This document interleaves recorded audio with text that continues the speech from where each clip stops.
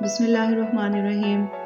Assalamu alaikum everyone. This is Hina Gul and you are watching the OSs. Today we are going to do active and passive voices. So let's get started. Voice refers to the form of a verb that indicates when a grammatical subject performs the action or is the receiver of the action. Voices क्या होते हैं? वो उन verbs के बारे में बताते हैं जो indicate करते हैं subject को, जो subject वो एक्शन करने वाला होता है या कर रहा होता है. In academic writing, it is generally preferred to choose an active verb and pair it with a subject that names the person or thing doing or performing the action. Academic writing जब हम लोग लिख रहे होते हैं तो उसमें हम लोग एक्टिव वर्ब का इस्तेमाल करते हैं और फिर उसको रिलेट करते हैं, उसके साथ लिखते हैं एक पर्सन या किसी भी चीज़ का नाम जिसने वो एक्शन को कंटिन्यू करना होता है. अब यहाँ पर हम एग्जाम्पल्स देखते हैं. तो एग्जाम्पल है, she gave me a bar of chocolate. This sentence is active because she is a subject and subject is doing the work. She gave me. अब गेव मी से हमें आइडिया हो गया that this is past indefinite tense. Me object है, a bar of chocolate भी object है. तो हमें एक सेंटेंस में 2 ऑब्जेक्ट्स मिल गए हैं. अब हम क्या करेंगे कि जो ऑब्जेक्ट है उसको हम सब्जेक्ट की जगह पे प्लेस कर देंगे पैसिव सेंटेंस में. A bar of chocolate according to the word, यानी कि बार ऑफ चॉकलेट क्योंकि सिंगुलर है तो हम यहाँ पर वॉज का इस्तेमाल करेंगे, इज नहीं लगाएंगे, वॉज का इस्तेमाल करेंगे क्योंकि गेव जो है वो पास्ट टेंस है, इसी वजह से हमने यहाँ पर वॉज का इस्तेमाल किया. And after this we are going to put past participle given to me by her. In effect, the object of the active sentence becomes the subject in the passive sentence. जब हमने active से passive में change किया sentence को, तो जो active sentence का object था यानी कि a bar of chocolate, उससे अब हमने passive sentence में subject बना दिया. Although both sentences have the same basic components, their structure makes them different from each other. दोनों sentences दिखने में बिल्कुल एक जैसे हैं, उनमें words भी एक जैसे हैं, दोनों ही past tense हैं, लेकिन इनका structure जो है वो इनको एक दूसरे से different बनाता है. Now come to the auxiliary verbs. Auxiliary verbs में 8 auxiliary verbs हैं जो आपने याद रखने हैं कि जब आप इनका इस्तेमाल करते हैं तो आपको पता चल जाएगा कि सेंटेंस जो है वो पैसिव है या एक्टिव से पैसिव में चेंज करने के लिए इन 8 का इस्तेमाल करना लाजिम है. The passive voice is formed by using a form of the auxiliary verb be, am, is, are, was, were, being and been, followed by the past participle of the main verb. Examples देखते हैं.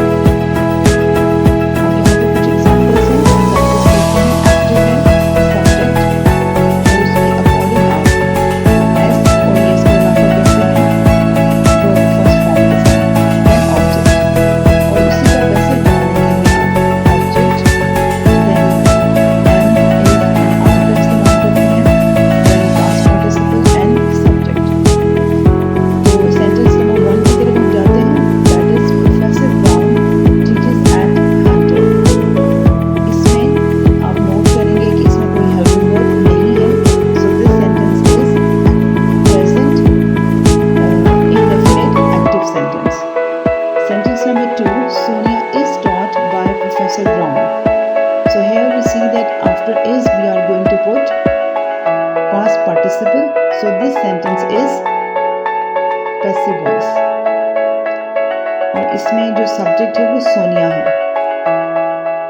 इसी तरीके से example number 3, all humans are created equal.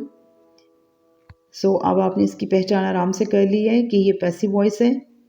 Maria eats in the cafeteria. This sentence is active voice, present indefinite. And the next sentence, the cafeteria is cleaned. After is we have put past participle, so this sentence is also passive voice.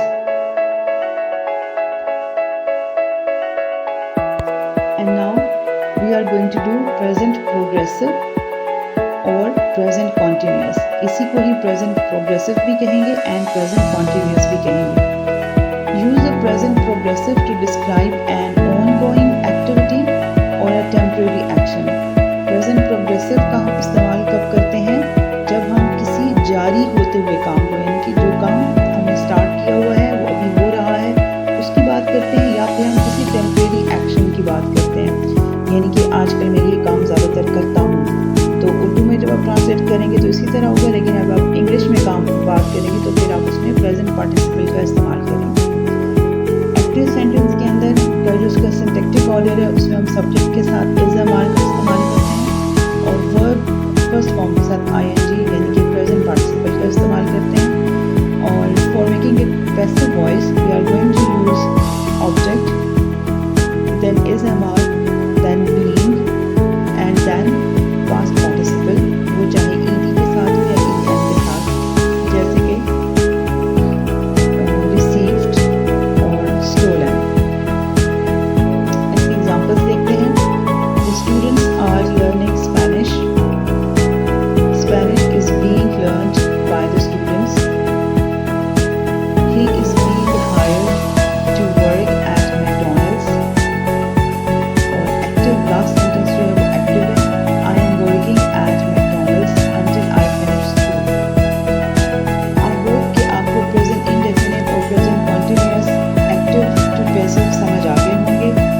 अगर आपको कोई चीज़ समझ में ना आई हो तो आप मुझे कमेंट कर सकते हैं और नेक्स्ट वीडियो में हम मज़ीद फर्दर जो सेंटेंसेस हैं उनके साथ active to passive को कवर करेंगे।